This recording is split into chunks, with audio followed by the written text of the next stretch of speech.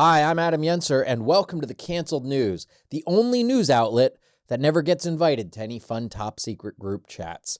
Please be sure to like and subscribe, and be sure to answer the pinned question I put at the top of every episode because a social media expert told me to do that to increase engagement. And come see me live. I'll be headlining Harvey's in Lake Tahoe this weekend. I'll be at the Egyptian Theater in Coos Bay, Oregon on April 11th, and I'll be at the La Jolla Comedy Store with Yakov Smirnoff April 25th to 27th. Now here's what's in the news.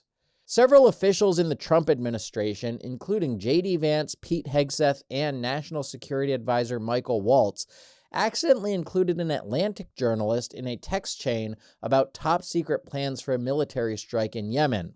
Democrats were obviously outraged that the strike didn't target an innocent wedding party. According to the leaked text, Michael Waltz announced the successful attack on Houthi targets by sending a fist, an American flag, and fire emojis, which leads me to believe Bearded Gamer Dad is launching military strikes after every canceled news episode. Director of National Intelligence Tulsi Gabbard testified before Congress that no classified information was leaked, but if you look at the text yourself, they were clearly discussing very sensitive information. For instance, here Joe Kent, a counterterrorism expert, says that the Israelis will take strikes and ask for more support against the Houthis.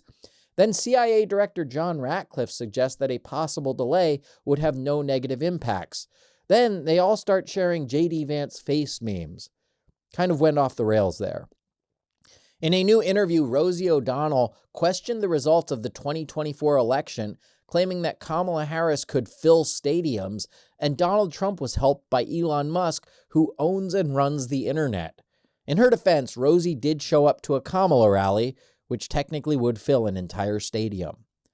Florida Governor Ron DeSantis is considering lifting some child labor laws to fill the jobs vacated by deported illegal immigrants. For instance, this baby will pick your oranges, this toddler will wash the dishes at Carrabba's, and this baby will incite anti-Semitic protests on college campuses.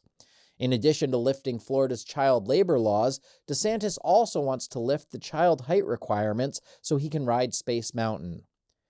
Disney's long-hyped Snow White remake starring Rachel Zegler bombed at the box office, bringing in just $43 million on a $209 million budget.